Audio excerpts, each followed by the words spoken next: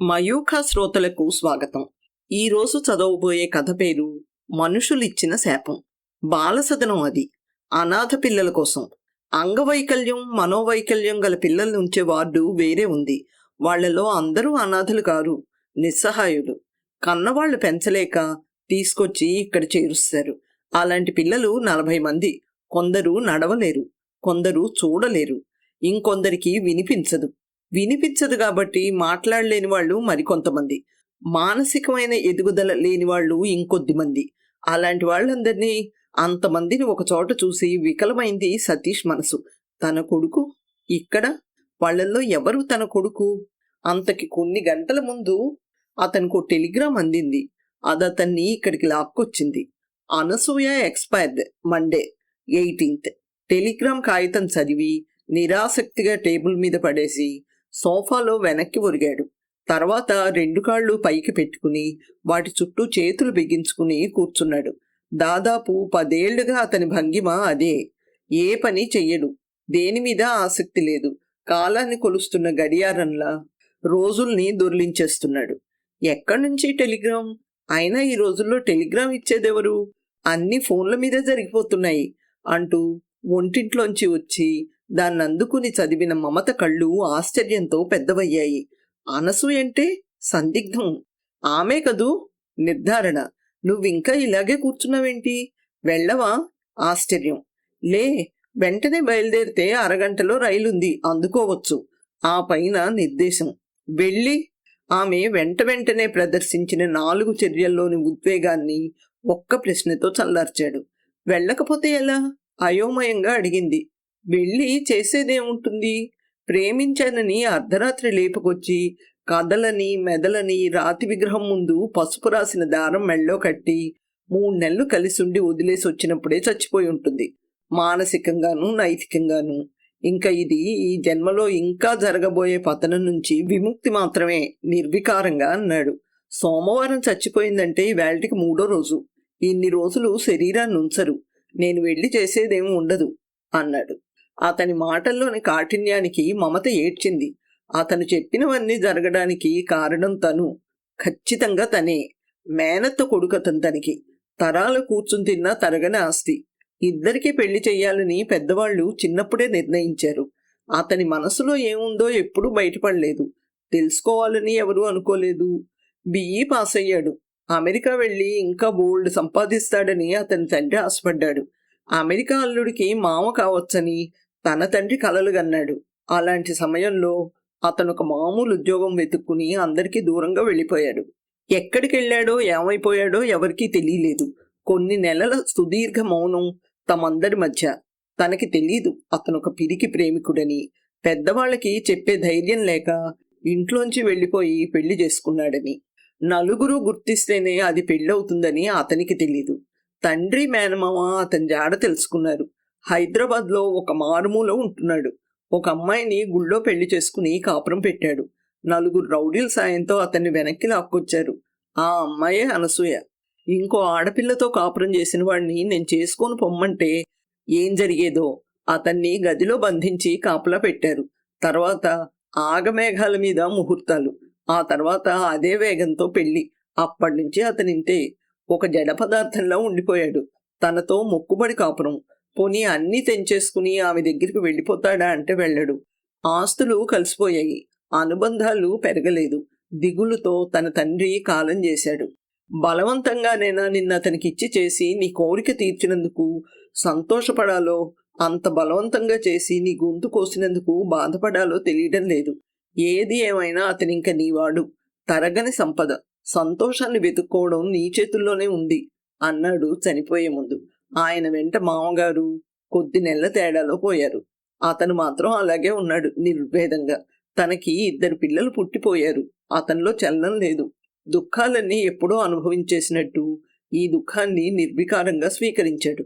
జరిగినవన్నీ కళ్ల ముందు కదిలినట్టయి ఎంతో సేపటికి గాని ఏడుపులోంచి తెప్పరిల్లేకపోయింది మమత. ఎందుకు ఏడుస్తావు? జరగకూడదంతా జరిగిపోయాక అడిగాడు. చల్లారిందనుకున్న బాధ మళ్లీ వేడి కొలిమిలా మండింది ఆమె గుండెల్లో. నన్నింకా మాటలతో చంపకు. మన పెళ్ళప్పటికీ ఆమె ప్రెగ్నెంట్ అని నువ్వే అన్నావు ఒకసారి. తర్వాత 3 ఏళ్ల బాబుతో బజార్లో చూశానని, నిన్ను చూసి కూడా చూడనట్టు వెళ్ళిపోయిందని నా దగ్గర బాధపడ్డావు. ఆ బాబు ఇప్పుడు 9 ఏళ్ల వాడై ఉంటాడు. తల్లిపోయాక వాడెలా బతుకుతాడు అంది. వాడి కష్టంతోటి సుఖంతోటి నీకేమిటి సంబంధం? తల్లి ఎలా బతికిందో వాడు అలాగే బతుకుతాడు. ఎందరు లేరు దేశంలో నాలాంటి తండ్రులు వాడిలాంటి అనాథలు అన్నాడు. నీకు దండం పెడతాను, అలా మాట్లాడకు. నిన్న రోజుని అలా తీసుకురావడం మా నాన్న మీ నాన్న చేసిన తప్పే.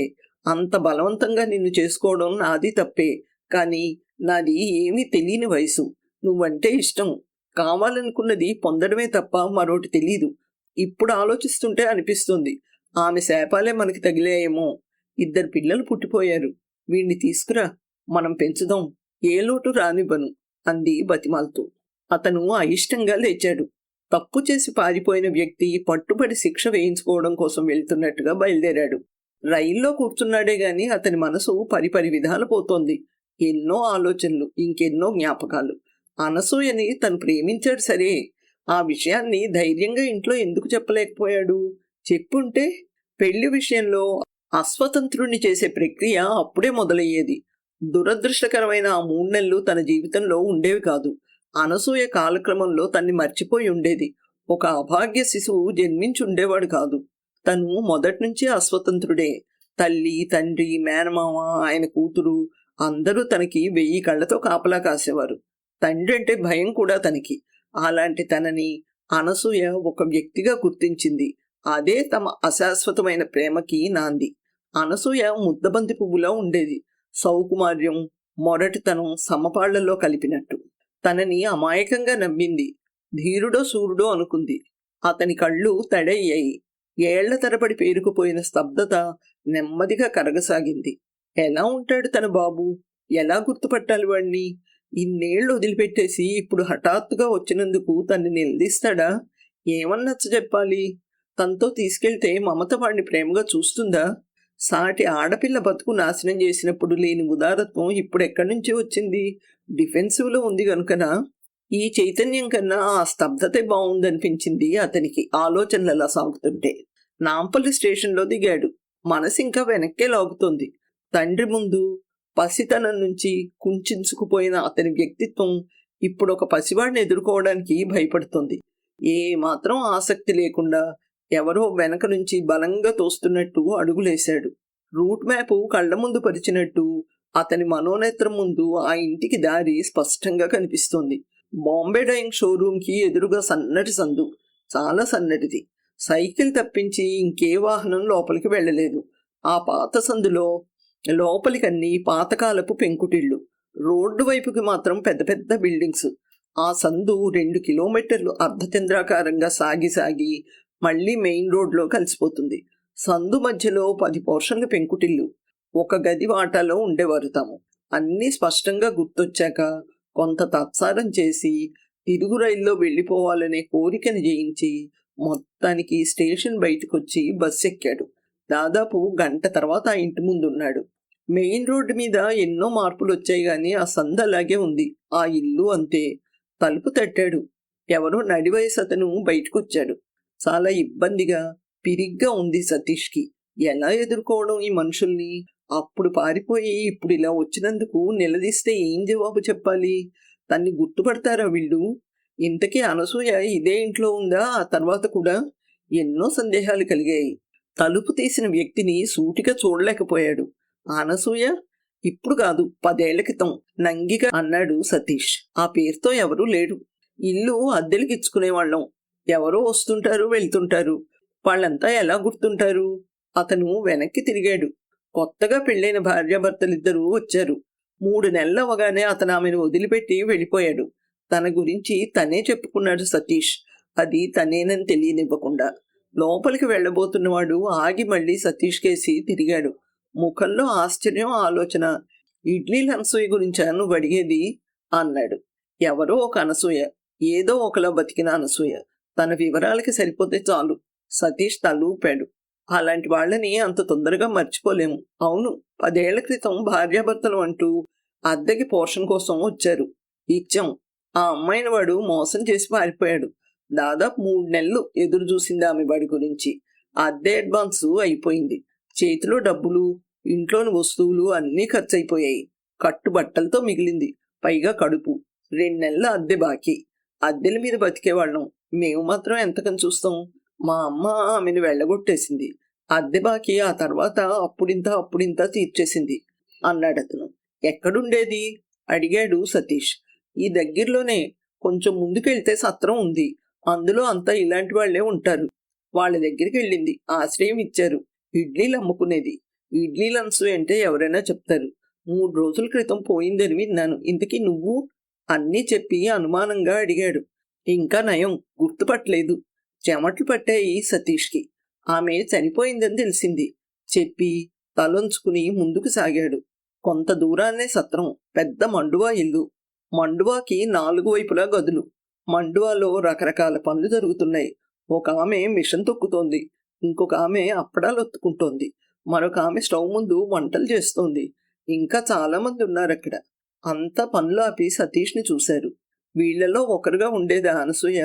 ఇడ్లీ పిండి రుబ్బుతూ, ఇడ్లీలోండి అమ్ముతూ, లక్షాధికారులు ఇంట్లో పుట్టి మరో లక్షాధికారిని చేపట్టిన అనసూయ కేవలం ప్రేమ వివాహం చేసుకున్న పాపానికి అతని గుండె చిక్కబట్టినట్టయింది. అనసూయ మండువాలోకొచ్చి అడిగాడు. లేదు, చచ్చిపోయింది. 3 రోజులైంది చచ్చిపోయి. ఎవరిదో నిర్లక్ష్యమైన జవాబు. వాళ్ళంతా జీవితాన్ని ప్రేమిస్తున్నవాళ్ళు కాదు, బతుకులో దగా పడ్డవాళ్ళు. ముందు వెనక ఎవరూ లేని ఓ వితంతు పెట్టిన సత్రంలో చావలేక బతుకుతూ చావులో సేద తీరాలనుకుంటున్నవాళ్ళు. ఆ విషయం తెలిసే వచ్చాను. ఎవరో టెలిగ్రామ్ ఇచ్చారు అన్నాడు. ఎవరని వాళ్లలో వాళ్ళు చర్చించుకున్నారు గాని జవాబు దొరక్క చర్చ ఆపేశారు. ఎలా చనిపోయింది అడిగాడు. తిండి తినని వాళ్ళంతా ఎలా చచ్చిపోతారో అలానే గుండె జబ్బు వచ్చింది. ఎవరిదో జవాబు. ఆమెకొక బాబు ఉండాలి. చుట్టూ చూశాడు, అక్కడెక్కడైనా ఉన్నాడేమోనని. ఆ పిల్లాడా? వాడికి పిచ్చి పిల్లలు స్కూల్లో వేసింది అనసూయ వాడిని అంది మరొక ఆమె. 1000 టన్నుల బరువు నెత్తిమీద పడ్డట్టయింది సతీష్కి. వాడికి పిచ్చి 1,000,000 గొంతుకుల ఘోష లోపల. చాలాసేపు పట్టింది అతనికి తేరుకోవడానికి. అతనెవరో వాళ్ళకి తెలీదు, కానీ అలా చూసేసరికి జాలేసింది. ఒక ఆమె వెళ్ళి మంచినీళ్ళు తెచ్చిచ్చింది. మరొక ఆమె కూర్చోమని స్టూల్ జరిపింది. కూర్చోలేదతను. మంచినీళ్లు మాత్రం అందుకుని గటగటా తాగేశాడు. ఎక్కడుంది వాడి స్కూలు అడిగాడు. మిషనరీలు నడుపుతుంటారు దాన్ని. మంచినీళ్లు తెచ్చిన స్త్రీ చెప్పింది. గుర్తులు చెప్పింది. నేను అనసూయ కలిసి వెళ్లేవాళ్ళం వాడిని చూడ్డానికి. ఆమె గొంతు రుద్ధమైంది. ఏమవుతుంది మీకామె? ఎప్పుడూ ఎవరిని గురించి చెప్పేది కాదు. కనీసం ఆ ప్రేమించిన వాడినైనా గుర్తు తెచ్చుకునేది కాదు. ఇక్కడికొచ్చాక కొత్తలో మాత్రం ఏదో మందు మింగింది చావడానికి. సమయానికి మేం చూసి ఆసుపత్రిలో చేర్పిస్తే బతికింది అంది. సతీష్ మనసులో ఇంకా బాధకి చోటు మిగిలిలేదు. పిల్లవాడిని తీసుకెళ్ళడానికి వచ్చాను అన్నాడు క్లుప్తంగా. తీసుకెళ్ళి ఏం చేస్తారు? బంధువులా మీరు అడిగిందామె. అతని దగ్గర ఆ ప్రశ్నలకి జవాబులు లేవు. అక్కడే ఉంటే వాళ్ళు తనెవరో కనిపెట్టేస్తారని భయం వేసింది. వెనక్కి తిరిగాడు. అతని తదుపరి గమ్యం మిషనరీలు నడుపుతున్న ఆర్ఫనేజ్ అయింది. అతనిప్పుడు అక్కడున్నాడు. ఆ పిల్లల్లో తన కొడుకును వెతుక్కుంటూ. ఏం కావాలి? మృదువైన గొంతు వినిపించింది. ఆ వైపు చూశాడు. తెల్లటి దుస్తుల్లో ఉన్న నన్ను అడుగుతోంది. చెప్పాడు. రండి, మదర్ దగ్గరికి తీసుకెళ్తాను అంటూ తనతో తీసుకెళ్ళింది. అనసూయ వివరాలు చెప్పి బాబుని నాతో తీసుకెళ్తాను మదర్ అన్నాడు. మెత్తగా నవ్వింది ఆవిడ. అతను మెంటలీ రిటార్డెడ్. తీసుకెళ్ళి ఏం చేస్తారు అని అడిగి, పదండి అతన్ని చూపిస్తాను అంటూ సీట్లోంచి లేచింది. ఆమెను అనుసరించి వెళ్ళాడు. అచ్చం అనసూయలాగే ఉన్న 9 ఏళ్ల అబ్బాయి. గాల్లోకి చూస్తూ ఏదో అందుకుంటున్నట్టు చేతులు కదిలిస్తూ నవ్వుకుంటున్నాడు తనలో తనే. తల్లి చనిపోయినప్పుడు చూపించడానికి తీసుకెళ్ళాం. కొంచెం కూడా బాధపడలేదు. అప్పుడు కూడా ఇలాగే నవ్వుకున్నాడు చెప్పింది మదర్. సతీష్కి పెద్దగా ఏడవాలనిపించింది. వీళ్ళు నార్మల్ లైఫ్ గడపలేరు. సమాజం కూడా వీళ్ళని యథాతథంగా స్వీకరించలేదు. ప్రత్యేక శ్రద్ధ తీసుకోవాలి వీడి పట్ల. ఇలాంటి విషయాలలో ఇక్కడ ప్రత్యేకించి ట్రైనింగ్ చేసిన వాళ్ళు ఉన్నారు. డాక్టర్లు వచ్చి చూసి వెళ్తుంటారు. ఇంట్లో ఇలా ఉండదు. దయచేసి ఇక్కడే ఉంచండి. మీరే వచ్చి చూసి వెళ్తుండండి అంది మదర్. వీడెందుకిలా అడిగాడు సతీష్. చాలామంది జన్యు లోపాల వలన ఇలాగవుతారు. ఇతను అలా కాదు. ప్రెగ్నెంట్గా ఉన్నప్పుడు ఇతని తల్లి ఆత్మహత్యకి ప్రయత్నించింది. విషం మింగింది. దానివల్ల ఇతని మెదడులో టిష్యూలు దెబ్బతిన్నాయని డాక్టర్లు చెప్పారు అంది మదర్. సతీష్కి పాతాళంలోకి కుంగిపోతున్నట్టుగా అనిపించింది. 2 చేతుల్లోనూ ముఖం కప్పుకున్నాడు. తనకి ఏదైనా జరిగితే విషయం మీకు తెలియపరచమని అనసూయ కోరింది. అందుకే టెలిగ్రామ్ ఇచ్చాము అంది మదర్. అతను మాట్లాడలేదు. మీరు ఇతని తండ్రా? మదర్ గొంతు నిర్వికారంగా ఉంది. ప్రేమ మనుషులు పిల్లలకిచ్చిన శాపం. అందుకే రోడ్ల మీద, అనాథ శరణాలయాల్లోనూ ఇందరు అనాథలు. ప్రేమించుకుంటారు, శారీరక సుఖాలను అనుభవిస్తారు. పొరపాటున పిల్లలు పుట్టే పరిస్థితి వస్తే మాత్రం ముందు మగవాడు జారుకుంటాడు. తర్వాత ఏం చెయ్యాలో తెలియని అసహాయ పరిస్థితిలోనూ తను తప్పించుకోవాలను స్త్రీ ఏదో ఒకటి చేస్తుంది. ఇక్కడున్న పిల్లల్లో చాలా మంది అనాథలు, రోడ్ల మీద అక్కడ ఇక్కడ కనిపించిన వాళ్ళు. చాలా కొద్ది మంది మాత్రమే ఇతనిలా తీసుకొచ్చి చేర్చబడ్డవాళ్ళు అని జీసస్ ఈ పాపుల్ని క్షమించు అంటూ చేత్తో సిలువ వేసుకుంది. ఒకరిద్దరు పిల్లల్ని పలకరించి వెళ్ళిపోయింది. సతీష్ చలనం లేనట్టు అలాగే నిలబడ్డాడు. చాలాసేపటికి అతని దృష్టి బాబు మీదికి మళ్ళింది. అనసూయ కొడుకు, తన రక్తం పంచుకుని పుట్టినవాడు. తామిద్దరి జీవితంలో తటస్థించిన ఆ దురదృష్టపు 3 నెలల కాలానికి సజీవ జ్ఞాపకం. నెమ్మదిగా వాడిని సమీపించాడు. వేలి కొసలతో వాడి చెంపల్ని స్పృశించాడు. ముఖాన్ని 2 చేతుల్లోకి తీసుకుని కళ్ళలోకి చూస్తూ నుదుటి మీద గాఢంగా ముద్దు పెట్టుకున్నాడు. అతనిలో ఉద్వేగాల వెల్లువ మొదలైంది. మదర్తో మాట్లాడి వాణ్ణి తనతో తీసుకొచ్చాడు. భర్త తీసుకొచ్చిన పిల్లాడిని విచారంగానూ విస్మయంగానూ చూసింది మమత. వాడు అతని ప్రేమ గుర్తులా లేడు. పగిలిపోయిన జ్ఞాపకాల శకలాలను పోగు చేసి తీసుకొచ్చినట్టున్నాడు.